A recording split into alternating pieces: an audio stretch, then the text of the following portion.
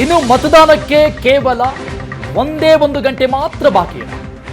ಬೇಗ ಬನ್ನಿ, ನಿಮ್ಮ ಹಕ್ಕನ್ನ ಚಲಾಯಿಸಿ. ಯಾವುದೇ ರೀತಿಯಾದಂಥ ನೆಪವನ್ನ ಹೇಳಬೇಡಿ. ಎಲ್ಲೇ ಇದ್ರೂ ಕೂಡ ಮತದಾನವನ್ನ ಮಾಡಿ. ಮೊದಲ ಹಕ್ಕಿದು. ಪ್ರಜಾಪ್ರಭುತ್ವದ ಪ್ರತಿನಿಧಿಗಳಿಗೆ ನೀಡುವಂತಹ ಮೊದಲ ಕರ್ತವ್ಯ. ಇವತ್ತು ಮಿಸ್ ಆದ್ರೆ ಇನ್ನೂ 5 ವರ್ಷ ಕಾಯಬೇಕಾಗತ್ತೆ. ದೇಶದ ಭವಿಷ್ಯಕ್ಕಾಗಿ ನಿಮ್ಮ ಹಕ್ಕನ್ನ ಚಲಾಯಿಸಿ. ಇನ್ನೂ ಟೈಮ್ ಇದೆ, ಆಮೇಲೆ ಹೋಗೋಣ ಅಂತ ಆಲಸ್ಯ ಮಾಡಬೇಡಿ. ಈಗಲೇ ಬನ್ನಿ, ಮತವನ್ನ ಚಲಾಯಿಸಿ. ಪ್ರಜಾಪ್ರಭುತ್ವದ ಅತಿ ದೊಡ್ಡ ಹಬ್ಬದಲ್ಲಿ ಎಲ್ಲರೂ ಕೂಡ ಭಾಗವಹಿಸಿ. ಮತದಾನ ಅಂತ್ಯಕ್ಕೆ ಕೇವಲ 1 ಗಂಟೆ ಮಾತ್ರ ಬಾಕಿ ಇದೆ. 6 ಗಂಟೆಯ ತನಕ ವೋಟ್ ಮಾಡೋದಕ್ಕೆ ಅವಕಾಶ ಇರುತ್ತೆ. ಯಾವುದೇ ರೀತಿಯಾದಂತಹ ನೆಪಗಳನ್ನ ಒಡ್ಡಿ ಮತದಾನದಿಂದ ದೂರ ಉಳಿಬೇಡಿ. 1 ಗಂಟೆ ಮಾತ್ರ ಬಾಕಿ ಇದೆ. ಪ್ರತಿಯೊಬ್ಬರು ಕೂಡ ತಮ್ಮ ಹತ್ತಿರದ ಮತಗಟ್ಟೆಗೆ ಹೋಗಿ ವೋಟ್ ಹಾಕಿ ನಿಮ್ಮ ಹಕ್ಕನ್ನ ಚಲಾಯಿಸಿ.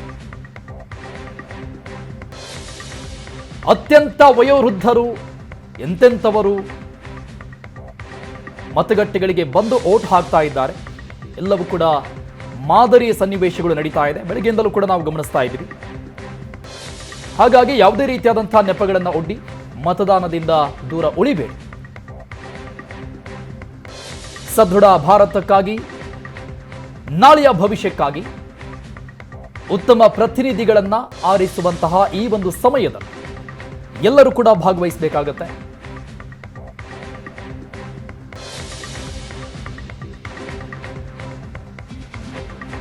ಬೆಳಗ್ಗೆಯಿಂದ ನಾವು ಗಮನಿಸ್ತಾ ಇದ್ವಿ, ರಾಜಕಾರಣಿಗಳು, ಸಿನಿಮಾ ನಟ ನಟಿಯರು, ವಯೋವೃದ್ಧರು, ಅನಾರೋಗ್ಯ ಪೀಡಿತರು, ಹೊಸದಾಗಿ ಮದುವೆ ಆಗ್ತಾ ಇರುವಂಥವರು ಎಲ್ಲರೂ ಕೂಡ ಒಂದಿಷ್ಟು ಸಮಯವನ್ನ ನಿಗದಿ ಮಾಡಿಕೊಂಡು ವೋಟ್ ಹಾಕ್ತಾ ಇದ್ದಾರೆ.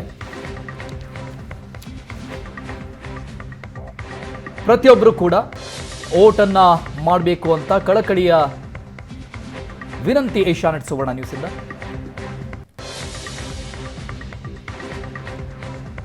ಈ ಬಗ್ಗೆ ಇನ್ನಷ್ಟು ಡೀಟೇಲ್ಸ್ ಕೊಡ್ತಾರೆ ನಮ್ಮ ಪ್ರತಿನಿಧಿ ಆನಂದ್ ಮತ್ತು ನಂದೀಶ್ ಲೈವ್ ನಲ್ಲಿದ್ದಾರೆ. ಆನಂದ್, ಎಷ್ಟರ ಮಟ್ಟಿಗೆ ವೋಟಿಂಗ್ ಆಗ್ತಾ ಇದೆ? ಕೇವಲ 1 ಗಂಟೆ ಮಾತ್ರ ಬಾಕಿ ಇದೆ. ಹೋದ್ ಸಾರಿ ಆದಂತ ಒಂದು ಏನಿದೆ 65% ಆಗಿತ್ತು ವೋಟಿಂಗ್, ಅದನ್ನ ಮೀರಿಸುತ್ತಾ ಈ ಬಾರಿ ಸಾಧ್ಯತೆ ಇದೆಯಾ?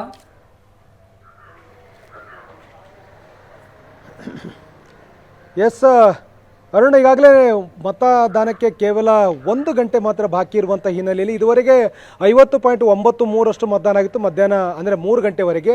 ಹಾಗಾಗಿ ಈಗ ಒಂದು ಸರಾಸರಿ 20% ಆದರೂ ಕೂಡ 70%ಗೆ ಒಟ್ಟಾರೆ ಮತದಾನ ಆಗುವಂಥ ಸಾಧ್ಯತೆಗಳಿದೆ. ಆದರೆ ಕರಾವಳಿ ಜಿಲ್ಲೆಗಳಾಗಿರ್ತಕ್ಕಂಥ, ಕರಾವಳಿ ಕ್ಷೇತ್ರಗಳಾಗಿರ್ತಕ್ಕಂಥ ಉಡುಪಿ, ಚಿಕ್ಕಮಗಳೂರು ಮತ್ತು ದಕ್ಷಿಣ ಕನ್ನಡದಲ್ಲಿ ಅತಿ ಹೆಚ್ಚು ಮತದಾನ ಆಗ್ತಾ ಇದೆ. ಆದರೆ ರಾಜಧಾನಿ ಆಗಿರುವಂಥ ಬೆಂಗಳೂರಿನಲ್ಲಿ ಇರ್ತಕ್ಕಂಥ 3 ಲೋಕಸಭಾ ಕ್ಷೇತ್ರಗಳಲ್ಲಿ ಅಷ್ಟು ಸಕಾರಾತ್ಮಕವಾಗಿರ್ತಕ್ಕಂಥ ಮತದಾನಗಳು ಆಗ್ತಾ ಇಲ್ಲ. ಮತದಾನ ಹೆಚ್ಚಾಗಬೇಕು ಅಂತಕ್ಕಂಥ ಪ್ರಯತ್ನವನ್ನು ಚುನಾವಣಾ ಆಯೋಗ ನಿರಂತರವಾಗಿ ಮಾಡ್ತಾ ಇರುತ್ತೆ. ಚುನಾವಣಾ ಆಯೋಗ ಎಲ್ಲ ರೀತಿಯ ಪ್ರಯತ್ನಗಳನ್ನು ಕೂಡ ಮಾಡಿದೆ. ಒಂದು ಕಡೆ ಯುವ ಮತಗಟ್ಟೆಯನ್ನು ತೆಗೆದರೆ, ಇನ್ನೊಂದು ಕಡೆ ಪಿಂಕ್ ಮತಗಟ್ಟೆಯನ್ನು ಕೂಡ ತೆಗೆದು ಮಹಿಳೆಯರನ್ನು ಆಕರ್ಷಣೆ ಮಾಡುವಂಥ ಪ್ರಯತ್ನಗಳಾಗ್ತಾ ಇದೆ. ಬುಡಕಟ್ಟು ಪ್ರದೇಶಗಳಲ್ಲಿ ವಿಶೇಷವಾಗಿ ಕಡಿಮೆ ಮತದಾರರಿದ್ದರೂ ಕೂಡ ಮತಗಟ್ಟೆಯನ್ನು ಸ್ಥಾಪನೆ ಮಾಡೋದ್ರ ಮೂಲಕ, ಸಾಂಪ್ರದಾಯಿಕವಾಗಿರ್ತಕ್ಕಂಥ ಟಚ್ ಅನ್ನು ಕೊಡೋದ್ರ ಮೂಲಕ ಅತಿ ಹೆಚ್ಚು ಮತದಾರರನ್ನು ಸೆಳೆಯಬೇಕು ಅಂತಕ್ಕಂಥ ಪ್ರಯತ್ನವನ್ನು ಆಯೋಗ ಮಾಡಿದೆ. ಸೆಲೆಬ್ರಿಟಿಗಳನ್ನು ಬಳಕೆ ಮಾಡಿಕೊಂಡಿರ್ತಕ್ಕಂಥ ಆಯೋಗ ಹೇಗಾದರೂ ಮಾಡಿ ಅತಿ ಹೆಚ್ಚು ಮತದಾನ ಆಗಬೇಕು ಅಂಥೇಳಿ ಆ ರೀತಿಯ ಒಂದು ಪ್ರಯತ್ನಗಳನ್ನು ಮಾಡ್ತಾ ಇದೆ. ಆದರೆ ಚುನಾವಣಾ ಆಯೋಗದ ಈ ಪ್ರಯತ್ನಕ್ಕೆ ಸಕಾರಾತ್ಮಕವಾಗಿರ್ತಕ್ಕಂಥ ಪ್ರತಿಕ್ರಿಯೆಗಳು ಎಲ್ಲ ಲೋಕಸಭಾ ಕ್ಷೇತ್ರಗಳು ಕೂಡ ಸಿಗ್ತಾ ಇಲ್ಲ. ಯಾಕಂದರೆ ಇವತ್ತು ಆಗ್ತಾ ಇರುವಂಥ ಚುನಾವಣೆ ಕೇವಲ 14 ಲೋಕಸಭಾ ಕ್ಷೇತ್ರಗಳಿಗೆ ಆಗ್ತಾ ಇರತಕ್ಕಂಥದ್ದು. ಇದರ ಪೈಕಿ ಬೆಂಗಳೂರು ನಗರದ 3 ಲೋಕಸಭಾ ಕ್ಷೇತ್ರಗಳಲ್ಲಿ ಕಡಿಮೆ ಪ್ರಮಾಣದ ಮತದಾನ ಆಗ್ತಾ ಇದೆ.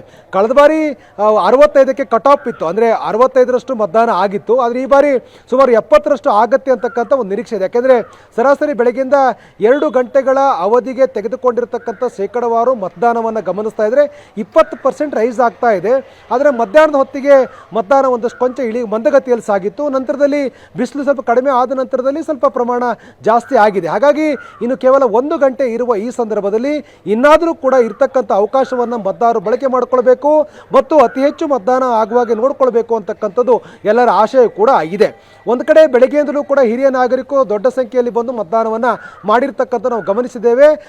ಆದರೆ ಯುವಕರು ಇನ್ನಷ್ಟು ದೊಡ್ಡ ಪ್ರಮಾಣದಲ್ಲಿ ಬಂದು ಮತದಾನ ಮಾಡಬೇಕಾಗಿರ್ತಕ್ಕಂಥ ಅನಿವಾರ್ಯತೆಗಳು ಇರುವಂಥದ್ದು. ಯಾಕೆಂದರೆ ಪ್ರತಿ ಲೋಕಸಭಾ ಕ್ಷೇತ್ರದಲ್ಲೂ ಕೂಡ ಹೆಚ್ಚುವರಿ ಅವಧಿಗೆ ಮತದಾರರ ನೋಂದಣಿ ಆಗ್ತಕ್ಕಂಥ ಪ್ರಕ್ರಿಯೆಗಳು ಪೂರ್ಣಗೊಂಡಾಗ ಸರಾಸರಿ 1 ಲಕ್ಷದಷ್ಟು ಮತಗಳು ಹೆಚ್ಚುವರಿಯಾಗಿ ಬಂದಿದೆ. ಅದರಲ್ಲಿ ಯುವ ಮತದಾರರು ಹೆಚ್ಚಿನ ಸಂಖ್ಯೆಯಲ್ಲಿ ಸೇರ್ಪಡೆ ಆಗಿದ್ದಾರೆ ಅಂತಕ್ಕಂಥ ಒಂದು ಮಾತನ್ನು ಚುನಾವಣಾ ಆಯೋಗ ಹೇಳಿತ್ತು.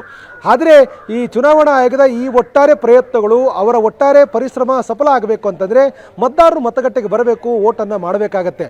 ರಾಜಧಾನಿಯಲ್ಲಿರ್ತಕ್ಕಂಥ ಮತದಾರರು ಯಾಕೆ ಹಿಂದೆ ಇಟ್ಟು ಅಂತಕ್ಕಂಥ ಬಗ್ಗೆ ಇನ್ನೂ ಕೂಡ ಇನ್ನಷ್ಟೇ ವಿಶ್ಲೇಷಣೆ ಆಗಬೇಕಾಗಿದೆ. ಆದರೆ ರಾಜಧಾನಿಯಲ್ಲಿ ಗರಿಷ್ಠ 1 ಕಿಲೋಮೀಟರ್ ಅಂತರದ ಒಳಗಡೆ ಪ್ರತಿ ಮತಗಟ್ಟೆಯನ್ನು ಸ್ಥಾಪನೆ ಮಾಡ್ತಕ್ಕಂಥ ಕೆಲಸವನ್ನು ಚುನಾವಣಾ ಆಯೋಗ ಮಾಡಿದೆ.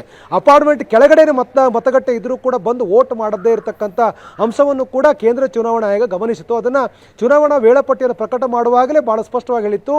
ಮನೆಯ ಕೆಳಗಡೆನೂ ಕೂಡ ಮತಗಟ್ಟೆ ಇದ್ರೂ ಕೂಡ ಮತಗಟ್ಟೆಗೆ ಬರಲಿಕ್ಕೆ ನಿರಾಸಕ್ತಿ ವ್ಯಕ್ತಪಡಿಸಿರ್ತಕ್ಕಂಥ ನಿದರ್ಶನಗಳು ಕೂಡ ನಮ್ಮ ಮುಂದೆ ಇದೆ ಅಂತಕ್ಕಂಥ ಒಂದು ಆತಂಕವನ್ನು ಚುನಾವಣಾ ಆಯೋಗ ಹೇಳಿತ್ತು. ಆದರೆ ಈ ಬೆಂಗಳೂರಲ್ಲಿ ಆಗ್ತಾ ಇರ್ತಕ್ಕಂಥ ಮತದಾನದ ಒಟ್ಟಾರೆ ಪ್ರಮಾಣವನ್ನು ಗಮನಿಸ್ತಾ ಇದ್ರೆ ಇದು ಹೌದು ಅಂತಕ್ಕಂಥ ರೀತಿಯಲ್ಲಿ ಪುಷ್ಟೀಕರಿಸುವಂಥ ಸನ್ನಿವೇಶ ಅಂದರೂ ಕೂಡ ತಪ್ಪಾಗಲಾರದು. ಯಾಕೆಂದರೆ 3 ಗಂಟೆ ಹೊತ್ತಿಗೆ 40ರಷ್ಟಾಗಿತ್ತು.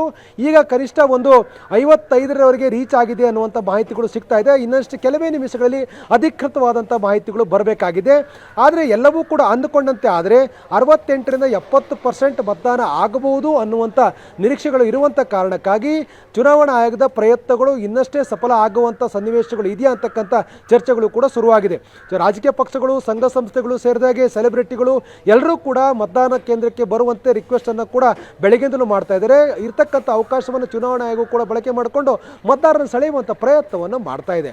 ಆದರೂ ಕೂಡ ಇನ್ನಷ್ಟು ದೊಡ್ಡ ಪ್ರಮಾಣದಲ್ಲಿ ಆಗಬೇಕು ಆಗಿರ್ತಕ್ಕಂಥ ಒಂದು ಒತ್ತಾಯ ಎಲ್ಲರದಾಗಿದೆ. ಯಾಕೆಂದರೆ ಕರಾವಳಿ ಜಿಲ್ಲೆಗಳಲ್ಲಿ ದೊಡ್ಡ ಪ್ರಮಾಣದಲ್ಲಿ ಮತದಾನ ಆಗ್ತಾ ಇದೆ. ಯಾಕೆಂದರೆ ಮಧ್ಯಾಹ್ನ 3 ಗಂಟೆ ಹೊತ್ತಿಗೆ ಸುಮಾರು 55 ಪ್ರಮಾಣಕ್ಕೆ 58% ಮತದಾನ ಉಡುಪಿ ಚಿಕ್ಕಮಗಳೂರು ಲೋಕಸಭಾ ಕ್ಷೇತ್ರದಲ್ಲಾಗಿದ್ದರೆ 59% ದಕ್ಷಿಣ ಕನ್ನಡದಲ್ಲಿ ಆಗಿತ್ತು. ಈಗ ಉಳಿದಿರ್ತಕ್ಕಂಥ ಅಂದರೆ 3 ಗಂಟೆಯಿಂದ 6 ಗಂಟೆವರೆಗಡೆ ಅಂದರೆ ಈ 3 ಅವಧಿಯಲ್ಲಿ ಹೆಚ್ಚು ಪ್ರಮಾಣದ ಮತದಾನ ಆಗ್ಬೋದು ಅಂತಕ್ಕಂಥ ನಿರೀಕ್ಷೆಗಳಿದೆ. ಇನ್ನೂ ಬಹಳ ಪ್ರಮುಖವಾಗಿ ಯುನೀಕ್ ಮತಗಟ್ಟೆಯನ್ನು ಸ್ಥಾಪನೆ ಮಾಡುವಂಥ ಪ್ರಯತ್ನವನ್ನು ಕೂಡ ಚುನಾವಣಾ ಆಯೋಗ ಮಾಡಿತ್ತು. ಅಂದರೆ ಎಲ್ಲಿ ಗಿರಿಜನರಿದ್ದಾರೋ, ಬುಡಕಟ್ಟು ಜನಾಂಗಗಳು ಎಲ್ಲಿ ಹೆಚ್ಚಿದೆಯೋ ಅಲ್ಲೂ ಕೂಡ ಕಡಿಮೆ ಮತದಾರಿದ್ರೂ ಕೂಡ ಅಲ್ಲಿ ಮತಗಟ್ಟೆ ಸ್ಥಾಪನೆ ಮಾಡುವಂಥ ಕೆಲಸವನ್ನು ಆಯೋಗ ಮಾಡಿತ್ತು. ಸಾಂಪ್ರದಾಯಿಕವಾಗಿರ್ತಕ್ಕಂಥ ಟಚ್ಚನ್ನು ಕೂಡ ಕೊಡಲಾಗಿತ್ತು. ಆಯಾಯ ಸಮುದಾಯಕ್ಕೆ ಸೇರಿರ್ತಕ್ಕಂಥ ಗಣ್ಯರಿಂದ ಮತಗಟ್ಟೆಗೆ ಬರುವ ಹಾಗೆ ರಿಕ್ವೆಸ್ಟ್ ಮಾಡುವಂಥ ಕೆಲಸವೂ ಕೂಡ ಆಗಿತ್ತು. ದೊಡ್ಡ ಪ್ರಮಾಣದಲ್ಲಿ ಪ್ರಚಾರವನ್ನು ಕೂಡ ಮಾಡಲಾಗಿತ್ತು. ಮೊದಲ ಹಂತದಲ್ಲಿ ಗರಿಷ್ಠ ಪ್ರಮಾಣದಲ್ಲಿ ಮತದಾನ ಆಗಬೇಕು ಅಂತಕ್ಕಂಥದ್ದು ಆಯೋಗದ ಒಟ್ಟಾರೆ ಲೆಕ್ಕಾಚಾರ ಇತ್ತು. ಅದಕ್ಕೆ ಪೂರಕವಾಗಿ ಎಲ್ಲ ಕ್ರಮಗಳನ್ನು ಕೂಡ ಕೈಗೊಂಡಿದ್ದರು. ಕರಾವಳಿ ಜಿಲ್ಲೆಗಳು, ಬೆಂಗಳೂರು ಗ್ರಾಮಾಂತರ, ಮಂಡ್ಯ ಮತ್ತು ಚಿತ್ರದುರ್ಗ ಸೇರಿದಾಗೆ ಕೆಲವೊಂದಷ್ಟು ಲೋಕಸಭಾ ಕ್ಷೇತ್ರಗಳಲ್ಲಿ ನಿರೀಕ್ಷೆಯಂತೆ ಮತದಾನ ಆಗಿದೆ. ಇನ್ನು ಉಳಿದಿರತಕ್ಕಂಥ ಲೋಕಸಭಾ ಕ್ಷೇತ್ರದಲ್ಲಿ ಇನ್ನಷ್ಟು ಮತದಾನ ಆಗಬೇಕಾಗಿದೆ. ಸಂಜೆ ಹೊತ್ತಿಗೆ ಅಂದರೆ ಇನ್ನು 1 ಗಂಟೆ ಇರುವಂಥ ಹಿನ್ನೆಲೆಯಲ್ಲಿ ನಿಶ್ಚಯವಾಗಿಯೂ ಕೂಡ ಕೊನೆಯ ಅವಧಿಯನ್ನು ಬಳಕೆ ಮಾಡಿಕೊಂಡು ಮತದಾರರು ಅಂದರೆ ಮತಗಟ್ಟೆಗೆ ಬರ್ತಾರೆ ಅನ್ನುವಂಥ ನಿರೀಕ್ಷೆ ಎಲ್ಲರದಾಗಿದೆ. ಥ್ಯಾಂಕ್ ಯು ಆನಂದ್ ಎಲ್ಲ ಡೀಟೇಲ್ಸ್ಗೆ. ಇನ್ನು ನಮ್ಮ ಪ್ರತಿನಿಧಿ ನಂದೀಶ್ ಲೈವ್ನಲ್ಲಿದ್ದಾರೆ. ನಂದೀಶ್, ಬಿಸಿಲಿನ ಕಾವು ಈಗಾಗಲೇ ಒಂದು ಕಡೆ ತಗ್ಗಿದೆ, ಜನ ಕಾಯ್ತಾ ಇರ್ತಾರೆ ಬಿಸಿಲು ಕಡಿಮೆ ಆದಮೇಲೆ ಹೋಗೋಣ ಅಂತ. ಬಹುತೇಕ ಈ ಕೊನೆಯ 1 ಗಂಟೆಯಲ್ಲಿ ಈ ವೋಟಿಂಗ್ ಕಾವು, ಮತದಾನದ ಕಾವು ಜಾಸ್ತಿ ಆಗೋ ನಿರೀಕ್ಷೆ ಇದೆಯಾ? ಮತಗಟ್ಟೆಗಳ ಕಡೆ ಜನ ಬರ್ತಾ ಇದ್ದಾರಾ? ಖಂಡಿತವಾಗ್ಲೂ ಅರುಣ್, ಏನಂತಂದರೆ ಬೆಳಗಿನ ಅವಧಿಯಲ್ಲಿ ಏನು ವೋಟಿಂಗ್ ಪ್ರಮಾಣ ಏನಿತ್ತು ಮತ್ತು ಮತಗಟ್ಟೆಗೆ ಬರ್ತಕ್ಕಂಥ ಜನರು ಕೂಡ ಹೆಚ್ಚಿನ ಸಂಖ್ಯೆಯಲ್ಲಿ ಹಿರಿಯ ನಾಗರಿಕರು ಕೂಡ ಉತ್ಸಾಹದಿಂದ ಮತಗಟ್ಟೆಗಳಿಗೆ ಬರ್ತಾ ಇದ್ರು. 12ರಿಂದ ಮಧ್ಯಾಹ್ನ 3 ಗಂಟೆವರೆಗೂ ಅಂದರೆ ಮತದ ಕೇಂದ್ರಗಳಿಗೆ ಬರುವವರ ಸಂಖ್ಯೆ ಸ್ವಲ್ಪ ಕಡಿಮೆ ಆಗಿತ್ತು. ಯಾಕಂತಂದ್ರೆ ಆಗ ಬಿಸಿಲಿನ ಸಮಯ ಇರೋದ್ರಿಂದ ಹಿನ್ನೆಲೆಯಲ್ಲಿ ಸಾಕಷ್ಟು ಜನರು ಬೆಂಗಳೂರು ನಗರ ಪ್ರದೇಶದಲ್ಲಿ ಮತಗಟ್ಟೆಗಳಲ್ಲಿ ಖಾಲಿಯಾಗಿ ಹೊಡಿತಾ ಇದ್ವು. ಆದರೆ ಈಗ ಮತದಾನ ಮುಗಿಯೋದಕ್ಕೆ ಕೊನೆಯ 1 ಗಂಟೆ ಮಾತ್ರ ಬಾಕಿ ಉಳಿದಿದೆ. ಹೀಗಾಗಿ ಮತಕೇಂದ್ರಗಳಿಗೆ ಹೆಚ್ಚಿನ ಸಂಖ್ಯೆಯಲ್ಲಿ ಜನರು ಬರ್ತಾ ಇರುವಂತದ್ದು.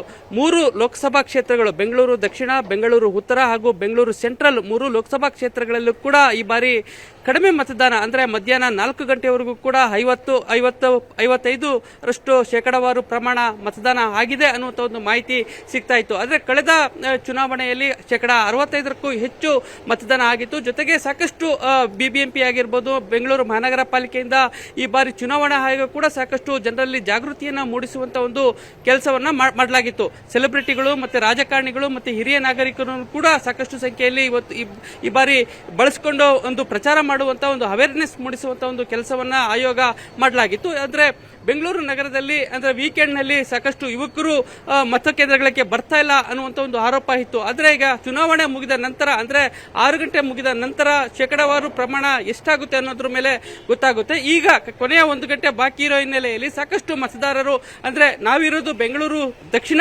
ಲೋಕಸಭಾ ಕ್ಷೇತ್ರದಲ್ಲಿ ಇದ್ದೀವಿ. ಈ ಒಂದು ವ್ಯಾಪ್ತಿಯಲ್ಲಿ ಹೆಚ್ಚಿನ ಸಂಖ್ಯೆಯಲ್ಲಿ ಮತದಾರರು ಈಗ ಅಂದರೆ ಮುಗಿಯುವ 1 ಗಂಟೆಯಲ್ಲಿ ಸಾಕಷ್ಟು ಜನರು ಮತಕೇಂದ್ರಗಳಿಗೆ ಬರ್ತಾ ಇದ್ದಾರೆ ಅನ್ನುವಂಥ ಒಂದು ಮಾಹಿತಿ ಸಿಗ್ತಾ ಇರುವಂಥದ್ದು. ಹೀಗಾಗಿ ಹೆಚ್ಚಿನ ಪ್ರಮಾಣ ಕಳೆದ ಬಾರಿಗಿಂತ ಈ ಬಾರಿ ಹೆಚ್ಚಾಗುವಂತ ಒಂದು ನಿರೀಕ್ಷೆ ಕೂಡ ಇದೆ ಅನ್ನುವಂತ ಮಾಹಿತಿಯನ್ನು ಅಧಿಕಾರಿಗಳು ಹೇಳ್ತಾ ಇದ್ದಾರೆ.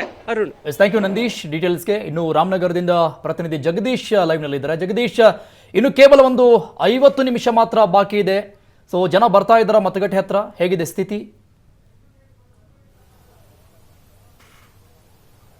ಅರುಣ್, ಏನಂತಂದ್ರೆ ಬೆಂಗಳೂರು ಗ್ರಾಮಾಂತರ ಲೋಕಸಭಾ ಕ್ಷೇತ್ರದಲ್ಲಿ ಈ ಬಾರಿ ಅತಿ ಹೆಚ್ಚು ಮತಗಳಾಗ್ತವೆ ಅನ್ನೋ ಮಾತುಗಳು ಕೇಳಿ ಬರ್ತಾ ಇದ್ವು. ಏನಂತಂದ್ರೆ ಸುಮಾರು 28 ಲಕ್ಷ ಮತದಾರರು ಹೊಂದಿಕೊಂಡ್ರಂತ ಈ ಕ್ಷೇತ್ರದಲ್ಲಿ ಈ ಬಾರಿ ಅತಿ ಹೆಚ್ಚು ಮತಗಳು ಆಗ್ತವೆ ಅನ್ನೋದು ನಿರೀಕ್ಷೆ ಕೂಡ ಜಿಲ್ಲಾಡಳಿತ ಇಟ್ಕೊಂಡಿತ್ತು. ಏನಂತಂದ್ರೆ ರಾಮನಗರ ಜಿಲ್ಲೆಯ 4 ತಾಲೂಕಿನಲ್ಲೂ ಈಗ ಆಲ್ರೆಡಿ 62% ಮತಗಳಾಗಿರುವಂತದ್ದು. ಏನಂತಂದ್ರೆ ಕಳೆದ 3 ಗಂಟೆಗೆ ಬಂದಂತ ಅಂಕಿಅಂಶಗಳು ನೋಡಿದ್ರೆ ಸುಮಾರು 49.62 ಜನ ಮತದಾರರು ಮತ ಹಾಕಿದ್ರು. ಆದ್ರೆ ಏನಂತಂದ್ರೆ ಬೆಂಗಳೂರಿಗೆ ಹೊಂದ್ಕೊಂಡಿರುವಂತದ್ದು ಬೆಂಗಳೂರು ಸೌತ್ ಆಗಿರ್ಬೋದು, ರಾಜರಾಜೇಶ್ವರಿ ಆಗಿರ್ಬೋದು ಹಾಗೂ ಆನೇಕಲ್ ಆಗಿರೋದು. ಅಲ್ಲಿ ಮಾತ್ರ ಮತದಾರರು ಇನ್ನೂ ಮತಗಟ್ಟೆಗಳಿಗೆ ಬರೋಕೆ ಯಾಕೋ ಹಿಂದೆ ಮುಂದೆ ಸೆಳೀತಾ ಇದ್ದಾರೆ ಅಂತಾನೆ ಹೇಳ್ಬೋದು. ಯಾಕೆಂತಂದ್ರೆ ಇಲ್ಲಿವರೆಗೂ ಕೂಡ 36, 39 ಹಾಗೂ 41% ಅಷ್ಟೇ ಮತಗಳಾಗ್ತಾ ಇರುವಂತದ್ದು. ಯಾಕೆಂದ್ರೆ ಬೆಂಗಳೂರು ಜನರು ಈಗಲೂ ಕೂಡ ಮತ ಮಾಡಲು ಮತಗಟ್ಟೆಗಳ ಕಡೆಗೆ ಇನ್ನೂ ಮುಖ ಮಾಡ್ತಾ ಇಲ್ಲ ಅನ್ನೋದು ಕೂಡ ಕೇಳಿ ಬರ್ತಾ ಇರುವಂತದ್ದು. ಒಟ್ಟಾರೆಯಾಗಿ ರಾಮನಗರ ಜಿಲ್ಲೆಯ 4 ಕ್ಷೇತ್ರಗಳಲ್ಲಿ ಈಗ ಆಲ್ರೆಡಿ 3 ಗಂಟೆಗೆ ಸುಮಾರು 62% ಅಧಿಕ ಮತಗಳನ್ನ ಹಾಕಿದ್ರು. ಈಗ ಏನಂತಂದ್ರೆ ಬಿಸಿಲು ಕಮ್ಮಿ ಆಗ್ತಿದ್ದಂತೆ ಮತದಾರರು ಕೂಡ ಮತಗಟ್ಟೆಗಳಿಗೆ ಬರ್ತಾ ಇರುವಂತದ್ದು ಕೂಡ ನಾವು ನೋಡ್ತಾ ಇರುವಂತದ್ದು. ಏನಂತಂದ್ರೆ ಸುಮಾರು ರಾಮನಗರ ಜಿಲ್ಲೆಯ 4 ತಾಲೂಕಿನಲ್ಲಿ ಸುಮಾರು 90% ಮತಗಳಾಗ್ತವೆ. ಆದ್ರೆ ಬೆಂಗಳೂರಿಗೆ ಸೇರ್ಕೊಂಡಂತ ರಾಜರಾಜೇಶ್ವರಿ ನಗರ ಹಾಗೂ ಬೆಂಗಳೂರು ಸೌತ್ ಹಾಗೂ ಆನೇಕಲ್ಲಲ್ಲಿ ಕಡಿಮೆ ಮತಗಳಾಗುವಂತ ನಿರೀಕ್ಷೆಗಳನ್ನ ಇಟ್ಕೊಳ್ತಾ ಇರುವಂತದ್ದು. ಒಟ್ಟಾರೆಯಾಗಿ ಏನಂತಂದ್ರೆ ಜನರು ಮತದಾನ ಮಾಡಬೇಕು ಅಂತ ಎಷ್ಟೇ ಜಾಗೃತಿ ಮೂಡಿಸಿದ್ರು ಕೂಡ ಆದ್ರೆ ಬೆಂಗಳೂರಿನ ಪ್ರಜ್ಞಾವಂತ ಮತದಾರರು ಮತಗಟ್ಟೆಗಳಿಗೆ ಬರ್ತಾ ಇಲ್ಲ ಅನ್ನೋದು ಕೂಡ ಮತ್ತೊಮ್ಮೆ ಸಾಬೀತಾಗ್ತಾ ಇರುವಂತದ್ದು. ಅರುಣ್, ಥ್ಯಾಂಕ್ ಯು ನಿಮ್ಮೆಲ್ಲ ಡೀಟೇಲ್ಸ್ಗೆ.